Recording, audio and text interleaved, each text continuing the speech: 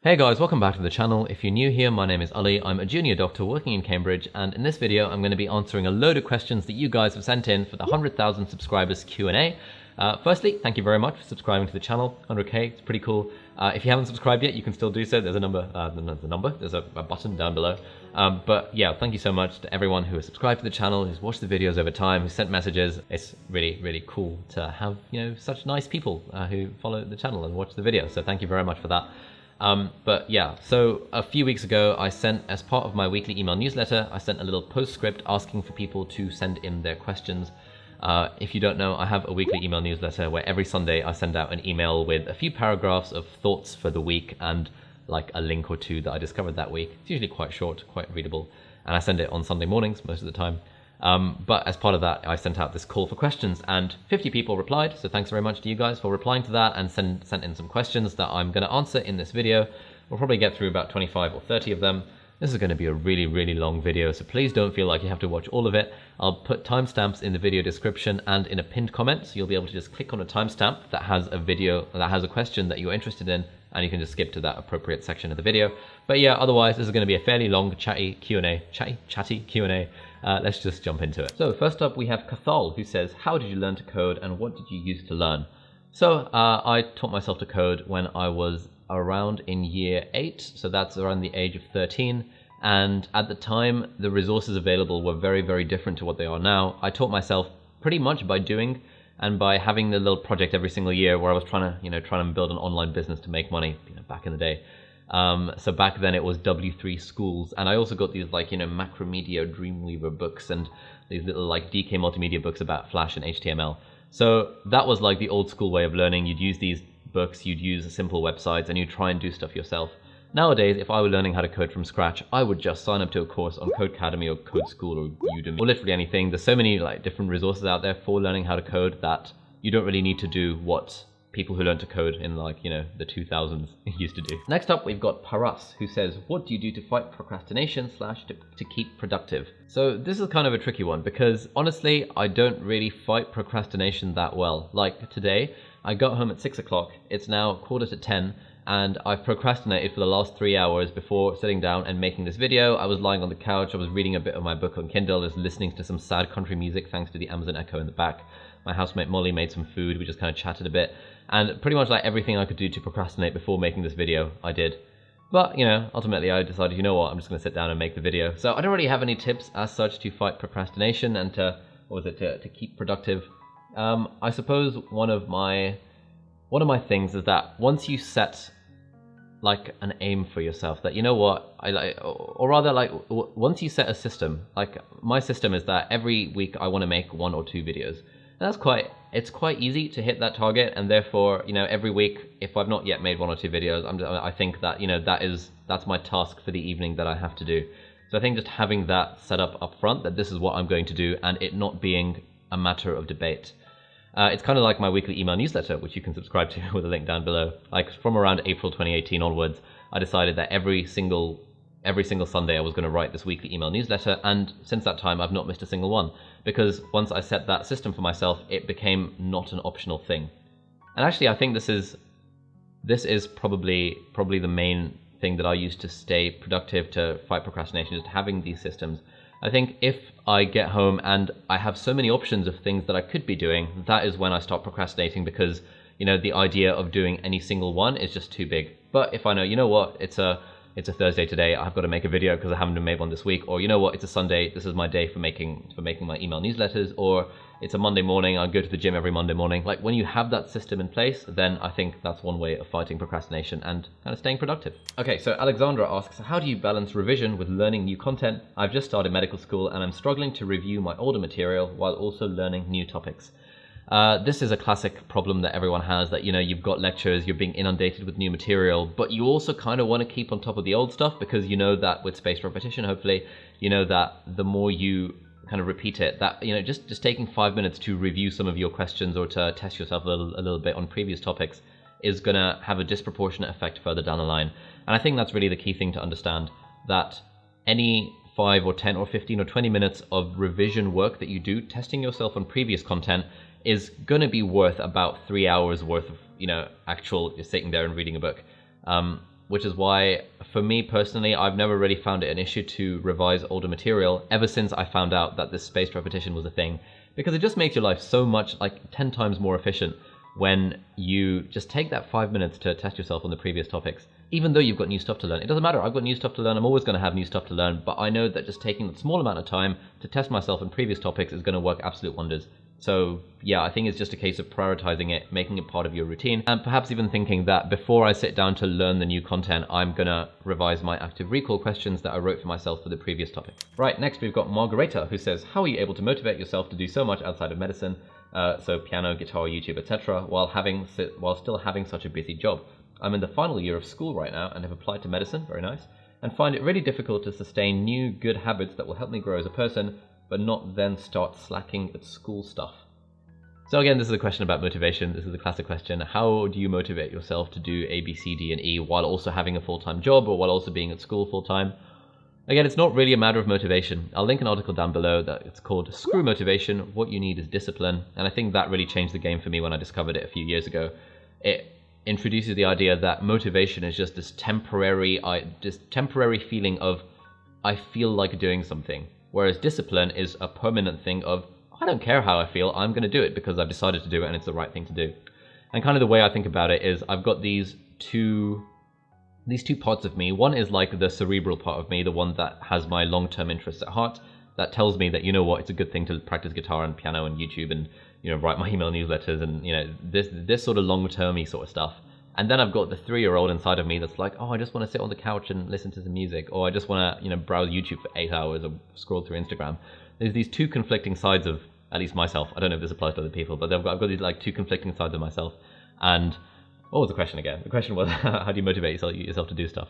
So number one is recognizing that you've got these two conflicting things, and just simply recognizing that means that you can decide that actually, you know what, I've gotten home at 6 p.m. I need to sleep at 11 p.m. So I've got 5 hours of time. My 3-year-old self wants me to just slack off and scroll Instagram and Facebook for 5 hours, but instead I'm going to override my 3-year-old self and I'm going to do what my higher self is telling me to do and do a bit of music theory practice or, you know, learn some video editing skills. So that's point number one, just recognizing that. And point number two is that I feel like I don't really need to motivate myself to do other things outside of medicine because pretty much everything I do, I enjoy doing. And if I don't enjoy it, then either I won't do it or I find a way to make it enjoyable. Even though I've procrastinated from making this video, I really enjoy making these videos. I love the sound of my own voice when I'm talking to a camera, and just overall it's quite a fun thing. Also, if I'm learning piano or guitar or music theory, I just enjoy that stuff so much that I don't need to motivate myself to do it. I think motivation only really comes into it when you're trying to motivate yourself to do something that's inherently unpleasant. And I found that back when I had to motivate myself to go to the gym, it was a lot harder, whereas when I developed a system that made me enjoy the gym a lot more, i.e. having a workout that was just decided for me in advance where I didn't have to do any thinking, and then listening to my audiobook these days, Oathbringer by Brandon Sanderson, the third book of the Stormlight Archive, listening to my audiobook at the gym. Just those two things, having a workout and having an audiobook, made it an inherently enjoyable experience, and therefore I don't have to motivate myself to go to the gym as such. Although, in fairness, I have been struggling with that recently, but in fairness, I have got a shoulder injury from falling off my skateboard the other day. Anyway, two main points. Number one, recognize that you are competing with this 3-year-old self of yours to decide what to do, and you can absolutely override that 3-year-old if you really want to. And point number two is do things that you enjoy. And if you don't enjoy them, find a way to make them fun. That is how I motivate myself to do extra things outside of medicine. Okay, next, Kubi says, I have a question for your Q&A. How have you started to learn new skills such as video editing? Any recommendations of specific services or websites? Now, the thing with video editing and a lot of these new skills is that it's really more about quantity than it is about quality at the start. And I've written a blog post about this on my website, which I'll link here. And also, this was one of the topics of my weekly newsletter. I'm going to keep plugging that because you should all definitely subscribe to it. Just give your email. Anyway, what was the question? The question was, learning new skills like video editing. So it's really just about quantity. It's about churning out videos. And when I decided, in 2017, July or whatever it was, to vlog the experiences of being on my medical elective, that meant that I just had to churn out content. And I made like 12 videos there. I made some BMAT videos, I made some interview videos. And because I have the system of I'm going to make 1 or 2 videos every week, that then for a year means you make between 50 and 100 videos, sometimes even more. And therefore, when you've made 100 videos, you just like automatically get better at video editing. You pick up the shortcuts, you pick up the skills. That is point number one. And point number two is I actively tried to improve my skills by watching YouTubers that I admire. So photographers, videographers, people like Peter McKinnon, people like Casey Neistat, and analyzing their style of editing, so then working that into my own videos. And also, of course, watching editing tutorials on YouTube. There's so many of them, and they're all really good, so you should check those out. And I think this is a formula that pretty much applies to everything, every new skill that you want to learn. Number one, there's no substitute for just doing it. And number two, you can find stuff on the internet that helps you do it better, if that makes sense. All right, next question. So Olivia asks, what's your life motto? I thought about this when I got the email from Olivia, and one thing that I came up with, which is going to sound like I'm an absolute twat, but I'm going to share my thoughts about this anyway. I think one life motto that I like to follow is the phrase, how hard can it be? And there's a phrase from like Steve Jobs or someone that goes along the lines of, everything in the world around you is made by people who are no smarter than you are. And I think that's a very liberating thought. It means that, you know what, if I want to do something, then I'll do it. I can teach myself, I can use initiative, I can apply my existing skills to this. How hard can it really be? Starting a YouTube channel, how hard can it be? Becoming a doctor, how hard can it be? Doing various things within medicine, how hard can it be? Doing anything else on the side, how hard can it be? Other people have done it, and if people have done it, then it's doable. And the beautiful thing about the internet these days is that you can pretty much learn literally anything you want. And I think that is a motto that has really helped me, to the point where I can't remember the last time I had anything like a moment of self-doubt, because self-doubt comes from thinking that I can't do it, or what if I can't do it? Whereas if your motto is how hard can it be, of course I can do it. I've got the internet to teach me. I've got people that I can just message. If it's something within medicine and I see people who are better at it than I am, then I will actively seek them out and try to kind of learn from them. Even for weird things, like there's a few doctors that I work with who are like really funny, and I actively ask them how they make their jokes, and normally they don't respond in a very kind of algorithmic way like I want to, but I like to kind of analyze their styles of humor, and then I've read books about how to be funnier because I wanted to improve my own sense of humor. So I think it's just having an attitude of being willing to learn, even for things that we would normally consider weird, like humor or social skills or charisma. These are all things that are absolutely learnable and that you can learn through resources like the internet and books, and by putting them into practice. But yeah, the overall motto, how hard can it be? I think is a good way to be able to do anything, or to set your mind that you are able to do anything. And actually, on that note, there's a really good book called The Magic of Thinking Big, which I'll link over there, which a lot of tech entrepreneurs and stuff, including Tim Ferriss, have said that really changed their lives. I came across this quite late, when I was just over the last 2 years or so, but I think had I discovered this book when I was in secondary school or in my early stages of university, it would have really helped. So yeah, The Magic of Thinking Big, that explores this idea of thinking big and dreaming big and all this wishy-washy stuff in a bit more detail, but it's quite an engaging read that I'd highly recommend. All right, Daniel says, what's the best book you've read this year? Okay, so this is really hard to say, because this year I discovered books like the Mistborn series by Brandon Sanderson, the Kingkiller Chronicles by Patrick Rothfuss, Stormlight Archive by Brandon Sanderson, and I really can't say which one is the best. I enjoyed them all equally. So Mistborn, Kingkiller Chronicles, and Stormlight Archive. I've just got to put those in the top 3 things that I've read this year. All right, next we've got Arissa, who says, I'd love to know, how did you keep yourself motivated to study in medical school? I'm going into clinical year soon, but I find myself lacking motivation a lot these days. Already sort of answered that. Point number 1, realizing that you are in control and you've got this, your cerebral self is fighting against this 3-year-old version of you, and you can absolutely override it if you really want to. And point number 2, try and make it fun. So I was a big fan of studying with friends. I enjoy studying with epic instrumental music in the background. I'll link my Spotify Study With Me playlist below so you can check out the sort of tunes that I like to listen to while I'm working. Just doing everything I can to make work more enjoyable means that I don't really need to motivate myself to do it, because it's fun, and we don't need to motivate ourselves to do things that are fun. So yeah. Next, Steffi from Germany says, number 1, how do you do so much stuff? Which I already answered, I think. And point number 2 is, I think all your female and maybe some of your male audience would like to know something about your private life, especially things like if you're dating someone or something like that, wink face. So thank you for asking that question, Steffi from Germany. I am currently single, so yeah, that's, and we'll leave it at that for now. All right, next, Jawad says, was there any part of med school you really didn't enjoy? I don't know. I think obviously with anything we do, there's going to be parts of it that we don't enjoy. Like in med school, I didn't really enjoy some of the lectures. They were quite boring. I used to fall asleep in lectures. I didn't really used to attend many lectures in first and second year.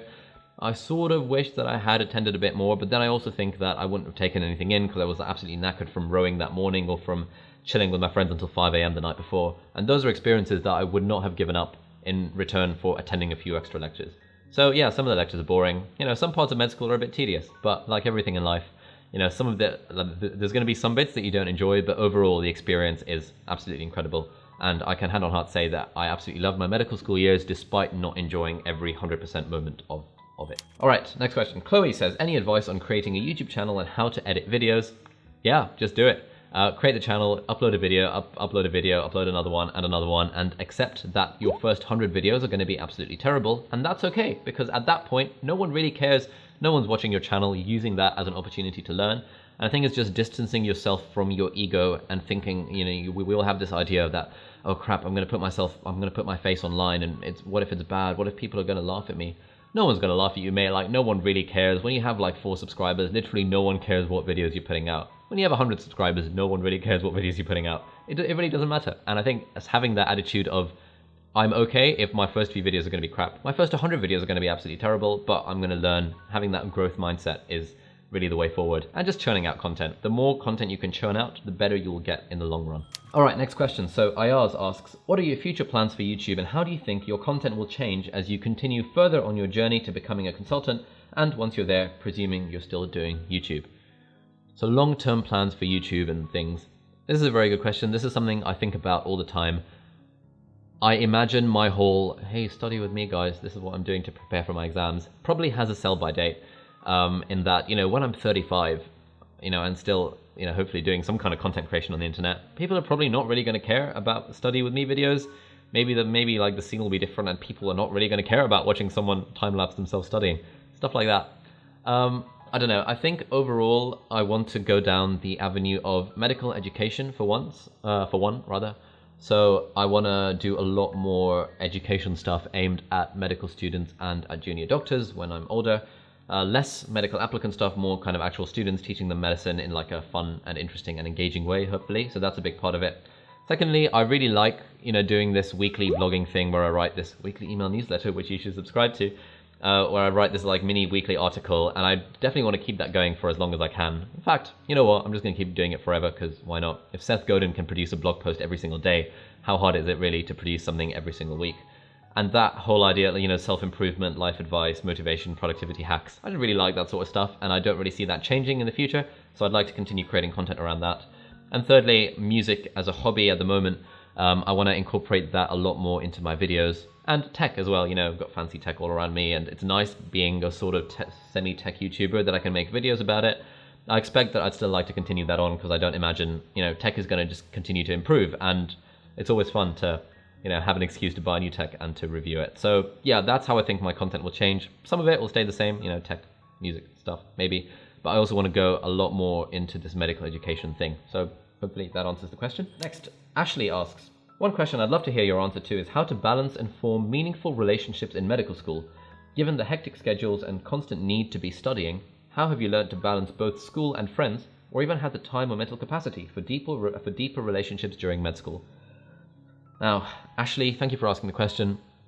I think Ashley might not actually be a medical student. It's kind of strange, and because the whole medical school is so hard, you have to work all the time. That whole mantra, I've not really heard very much from actual medical students. I've only really heard it from medical applicants who have been sold this vision that med school is the hardest thing ever, and you're never going to have time to do anything else, and you won't be able to sleep, you won't be able to do sports, you're not going to have time for friends. It's just not true. Medical school is fairly chill as a whole, especially at Cambridge. We had very few contact hours. Yeah, we had essays, and especially if you can use efficient study techniques, things other than just poring over textbooks and highlighting and summarizing, which are terribly bad study techniques. If instead you can use things like spaced repetition and active recall, which I've made videos about, and which you can read a book called Make It Stick if you really care about this sort of stuff. When you can do stuff like that, then your study becomes so much more efficient, and therefore you never have to do this whole thing of, I have to spend all my time studying. You've just got so much spare time, and in fact you struggle to find things to do in that spare time. So in that sense, it's very easy to form quite meaningful relationships with people in med school. And tip number 2 is work together with friends. I think working together brings people together. Friends that work together stay together in my book. So I would highly recommend that if you haven't started doing it already. Okay, Kishan says, I have just one question. Do you know of any scientific ways to beat procrastination? Can't say I do. I haven't really checked, but those two things that I mentioned, what was it? Number one, enjoying what you do, and number two, recognizing that you are in control of it and that discipline is worth more than motivation is how I would recommend beating procrastination. Although, you know, I'm not a productivity guru. I still procrastinate a hell of a lot, but I think in spite of that, I still manage to churn out content and do other things. So you don't need to eliminate procrastination from your life completely, but, you know, if you want to, then make it fun, make it easy. In fact, you know what? Read James Clear's book called Atomic Habits. It introduces a really good 4-part framework on how to, you know, motivate yourself to build good habits. And I suppose you can apply a lot of those to fighting procrastination. So I'll link that down below as well. James Clear, Atomic Habits, really good book. Okay, next question. Louise says, in your opinion, what is the apparently most useless activity that has a hidden value? Okay, so I'm going to answer this question, having thought about it quite long and hard. I'm going to answer this question by avoiding it, in that I don't really think there are any ostensibly useless activities that have a hidden purpose, because like a lot of these things are intuitive, like something that, and especially given the amount of advice that's around there in the world and all the cliches that get thrown around, you know, something like meditation. I suppose sitting there and just letting your thoughts flow through your head might seem apparently useless, but surely by this point in 2018, 2019, when we're watching this, surely by this point everyone knows that meditation is a good thing. So it's no longer an ostensibly useless activity. We've all heard about the benefits of meditation, and yet so few people do it. So I can't really think of anything that is apparently useless, but that does have a hidden benefit. At this point, I want to mention a quote from Shay Carl, I think, who was on Tim Ferriss's podcast. He said something like, the secrets of life are hidden behind the word cliche. And every time you feel like dismissing anything as being too cliche, you should stop and think for a moment, because stuff is cliche for a reason, and a lot of the best advice is cliched. Almost by definition, because it's good advice and therefore is broadly applicable and therefore in a way has to be cliched. So that was sort of referencing your question in the sense that if you hear a cliche, it's going to be something that is intuitively useful and that will benefit your life. I really can't think of anything that's useless that also benefits your life. So sorry, I can't really answer that question. I'm just going to hold my hand up and try to give you that quote, which hopefully helped. Min from Germany says, I'm now a first-year medical student in Germany, and it seems to me that all the stuff I have to learn is too much for me. I would love to get good grades, and I do really like to learn new interesting stuff, but I struggle to keep up with everything. Do you have any advice? Yes, read the book, Make It Stick. Watch my videos about effective study techniques. Watch, you know, like just the content. There is a lot of content in medical school, but the content is not conceptually difficult. It's just a case of efficiently remembering and understanding all the stuff. So if you have a problem with understanding things, then speak to your lecturers after the lecture, or stick your hand up and ask a question, or ask people in the years above you if they can explain something to you. And once you've understood something, then it's just a case of remembering it. And that involves using spaced repetition and active recall, you know, the most efficient study technique. So that's all the advice I can give, really. Read the book, Make It Stick, and watch my videos about effective study techniques, and you will hopefully do better in med school. Zhu from Myanmar, which is quite exciting, he says, how do you avoid being seen as a perfectionist? For example, I'm the type of person who likes to be seen as perfect at all times. I know it's impossible, but I stop speaking out much in case I might say something irrational out of the blue. I think this idea of how do we put ourselves out there without being too worried, I think it's really good insight that he's got into his condition, because this really comes down to a matter of ego and a matter of being afraid to be thought foolish. We all have to some degree a fear that other people are going to think that we're fools for putting our hand up in a lecture and saying something and asking a silly question, or for speaking out in class, or for, you know, literally anything. We all have this fear that, oh crap, other people are going to judge me as being an idiot, therefore I'm not going to do it. And actually, I think firstly is recognizing that that's a fear, and then working on a way to be okay with that. Like, it's okay if people think you're foolish, because it's not going to harm you. We're no longer in the sort of world where that thing matters. And in fact, Tim Urban on Wait But Why has a really good article called Taming the Monkey Mind, or the Mammoth Mind, or something. I'll link it down below and over here. It's a really, really, really good article that explains with a really nice metaphor about how human society evolved to avoid putting ourselves out there, to avoid being seen as the weird one in the group. Because if you were seen as the weird one in your caveman group, then no one would want to mate with you and your genes wouldn't be passed on. But we're no longer in a society where that's a useful thing to worry about. It becomes very maladaptive when we have this constant fear that, oh, I have to look perfect at all times. I can't run the risk of looking like a fool. because, it comes back to the caveman thing, but it's something you actively have to fight against. So I'll link Tim Urban's article about that, which is really good to read. And other than that, just kind of not being... actually, you know what? Ryan Holiday has a good book called The Ego is the Enemy, which is, again, sort of about this concept about how this, we're too attached to our own egos, and that is a bad thing. So I'll link those two here and below and stuff, so you can check those out. That might hopefully help. Isabel from Brazil says, I have a question for you. I'm a med student in Brazil. I'm working in the intensive care unit for newborns, and we have a very proactive mentor that enjoys teaching us by giving us experience. He's taught me how to collect bloods of tiny babies, but literally 1 hour ago, he told me to collect the blood sample by myself without him to talk me through the process. Result, I tried and failed. The arteries were too tiny, and I lost the venous access 5 times. When I finally collected the blood sample, this made me feel completely miserable for causing the baby pain, especially because it was caused by my inexperience and my malpractice, i.e. lack of skills. I'm still feeling this way, and I remember how it felt to introduce the needle into that thin skin and tiny hand and looking for the artery I just lost. My question is, have you ever been through something like that, when you hurt or caused pain to a patient because of your inexperience or lack of skills? And how do you deal with it? Yes, I have been in the position where I have caused damage to a patient, probably caused damage to a patient. I've been in this example with cannulation, where I've tried many times to put an IV line into a patient, but also situations that have been a lot more serious than just putting a cannula in someone's arm, where my own inexperience and not really knowing what to do might even have contributed to significant damage and or death to a patient. And this is kind of hard to, on those occasions where that's happened, I've ended up kind of mulling it over in my head for the next 3 weeks, even though I'm not normally the sort of person who would mull this sort of stuff over. But then the way I made peace with it was by recognizing that it wasn't intentional. I did the best I could under the circumstances. It's not my fault as such that I am inexperienced in these circumstances. Experience is something that, comes by definition with experience and with time. And when you're early on in the process, when you're a medical student like Isabel is, or when you're an F1 junior doctor like I am, where you've been on the wards for 3 months in total, you can't be expected to save everyone's life. You can't be expected to operate on the level that a consultant would, or that someone with much more experience would. So I think even in situations where it is life or death, it is important to retain this growth mindset and recognize that, yeah, you know what, I made a mistake on this occasion that potentially cost someone their life. And in a way, that's okay, because I've learnt from the experience, and I did the best I could under the circumstances, and I operated to the best of my ability. My ability just wasn't good enough, and that's fine. I can't do anything about that. I'm going to use this as a learning opportunity to try and grow and improve my skills. So I can totally see where you're coming from, Isabel. It is I've never tried to put a cannula into a baby's hand before, but I can imagine it's quite distressing if you don't manage it after a while. Yeah, you're young. You need to learn somewhere, and I think just kind of reminding yourself that any pain you cause to this baby is ultimately pain that will help you develop as a better doctor, and therefore will help save more lives further down the line.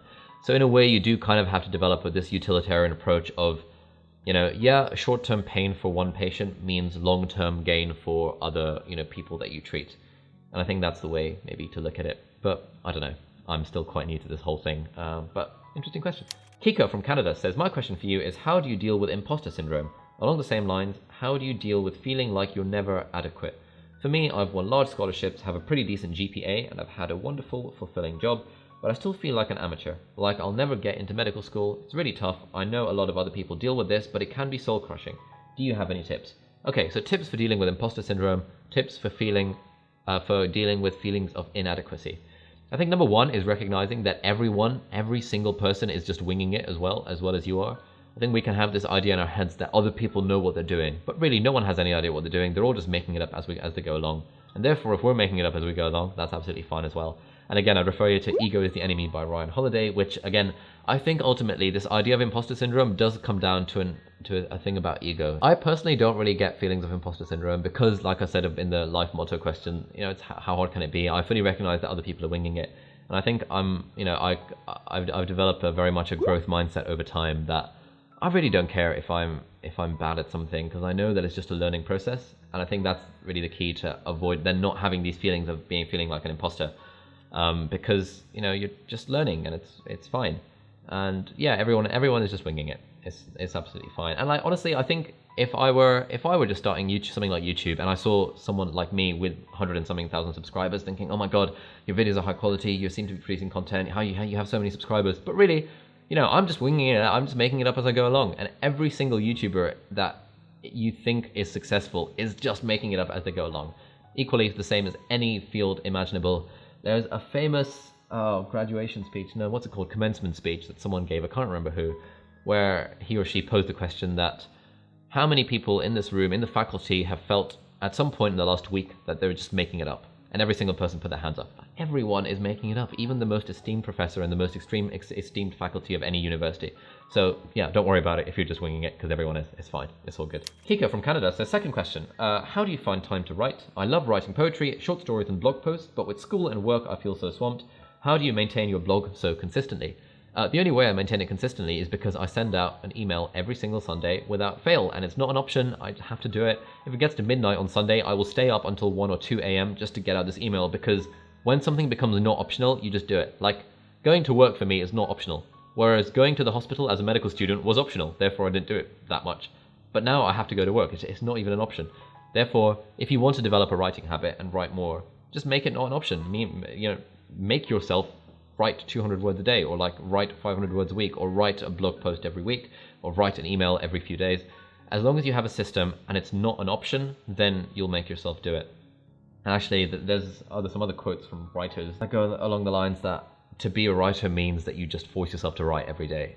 And it's nothing special. It's not about how many books you published or whether you're a bestseller. It's just about you sit down and you do the writing. So if you want to, maintain that kind of habit, you just got to make it a priority. You just got to make it not optional. I think that's really the key. Next question. Cal says, what are your favorite blogs/YouTube channels? And what are the top books that have influenced you the most? Okay, favorite YouTube channels, kind of hard to say because it varies depending on what I'm looking for. I really like Peter McKinnon's, of course. His photography tutorials and videography tutorials are incredible. I quite like Casey Neistat, even though I don't really watch many of his videos these days. I go through phases where some days, some weeks I'll watch him every day, and then some weeks I won't watch him at all. And I think that's fine. Like, everyone has... even if you have a favorite YouTuber, you may not necessarily watch them every single day. I really like Matt D'Avella recently. He's absolutely exploded in popularity recently. He's incredible.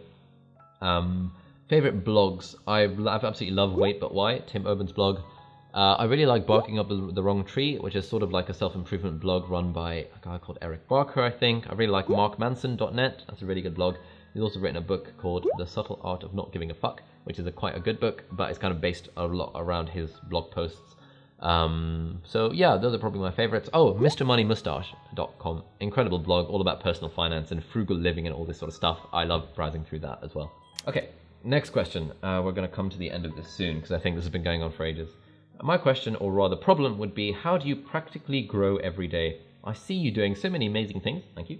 But with me, every passing year, I feel like I'm not growing and just forming more bad habits. Okay, how do you grow every day? By having good habits, by setting up good systems that mean that you are improving incrementally every single day. If you want more on this, read James Clear's Atomic Habits. I've mentioned it before in this video, and I'll link it down in the video description. There's a good quote from that goes along the lines of, habits are the compound interest of life. Because compound interest is often regarded as the eighth wonder of the world. And if you don't like interest because, interest is bad, then, don't think of it as compound interest, think of it as compound gains. The idea that, if you improve by 1% every single day, then by the end of the year, you'll have improved by, exponentially more than you thought, because 1% seems like a small amount. And if you have good habits, then they compound in a nice way over time. Whereas if you have bad habits, they compound in a bad way over time. So the key is to develop good habits, and developing good habits, there's a system in place, and if you really care, you can read James Clear's Atomic Habits, where he talks more about the four-step framework to developing good habits. So check that out if you like. Wadha says, I know you have done side activities, coding, research, your company, teaching while in med school. How did you manage to do so? Because there's so much time in med school, genuinely, there's so much time. Especially at Cambridge. I don't know about other med schools. Maybe other med schools have lectures from 9 o'clock in the morning to 5 o'clock every day. But even then, you've got lectures from 9 till 5.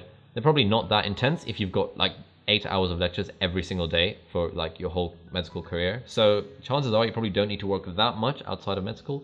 But let's say you do 2 hours of work a day. That's on the excessive side. I think half an hour work a day in medical school is a reasonable amount of work to do. Let's say you're doing 2 hours a day. Then you go to 7 p.m. Then you have 4 or 5 hours left until 11 p.m. midnight. Let's say you spend 2 of them with friends, or once or twice a week, you use that 5 hours to do other things on the side. There's so much time. And especially, I always go back to this, especially if you used efficient study techniques like spaced repetition and active recall, you just find yourself with more time. And when you have more time, you can do other stuff with it. And I think it's just also about making other things a priority. So for me, when I was in med school, work was the lowest priority thing. Like, unless I had a deadline coming up, often I didn't. Like, if I had a deadline or an essay in for the next day, then yeah, that would get done. But if I didn't have a deadline, work would be bottom priority. Like, I'll do work when I'm literally not doing anything better, but hanging out with friends, doing sports, joining a society, going to an event, all took priority over work. And I think that's how I would do it again if I was doing med school again. Zanera says, how do you manage your time well during the first year of A-levels? Since I want to do well and make sure I'm doing my schoolwork and homework on time from the get-go, however, I find that I barely have any time for myself. Again, efficient study techniques. If you get home and you do your homework shouldn't take that long because hopefully your teachers aren't sending you that much. If they are, doesn't matter, you do it anyway. And then you still have like 4 or 5 hours left in the day. Like, at school, you have more time than you will ever have again in your life, more spare time to do other things. If you find that you're in A-levels and you're not getting enough time for yourself, you're definitely doing something wrong in terms of studying efficiently. You're probably spending a lot of time, carrying around big lever arch bound binders of chemistry notes and going through and highlighting and making your own notes for no reason, even though you've got revision guides. You're probably using very inefficient study techniques if you're not finding yourself with enough time in A-levels. So yeah, read the book, make it stick, watch my videos about effective study techniques, and just try and actively apply them. And yeah, you will have enough time to do other things. And just kind of making them a priority. Like I said, it doesn't matter about schoolwork. Who cares about keeping on top of schoolwork? All that really matters is that you ace the exam in the end of the day. It doesn't really matter that you've pre-read for every class. That's kind of pointless.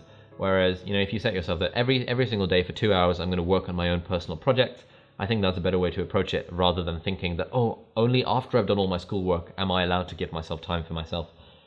There's a concept in investing and like saving money generally, personal finance, that is pay yourself first. Like, as soon as you get a paycheck, you pay yourself first, i.e. you take aside 10%, 20%, 50% of that paycheck and put it into a savings or investments account. You pay yourself first, and then bills and groceries and everything else can be bought with the rest of the money. I think it's kind of the same with time. You pay yourself first, you set aside these 2 hours for yourself, because that's the most important thing, and everything else, keeping on top of schoolwork, who cares? That can be priority number 2. Alright, so we've actually got a ton more questions, but it's now getting to 10:30, and I told myself I'd sleep at 10:30 so I can get a solid 8 hours of sleep, wake up at 6:30 in the morning and go to the gym tomorrow, because I'm going to start my habit of going to the gym before work again from tomorrow. So yeah, I'm just going to end this over here. If you guys would like to see a part 2 where I answer the remaining 15 or so questions, then let me know in the comments and I'll do another one of these, because I quite enjoy doing these just chatty Q&A kind of videos. But yeah, thank you very much for watching. If you liked the video, please give it a thumbs up. If you haven't subscribed to the channel, then please consider doing so, but please also consider subscribing to my email newsletter where I write stuff every Sunday. Thank you very much for watching the video, and I'll see you in the next one. Good night.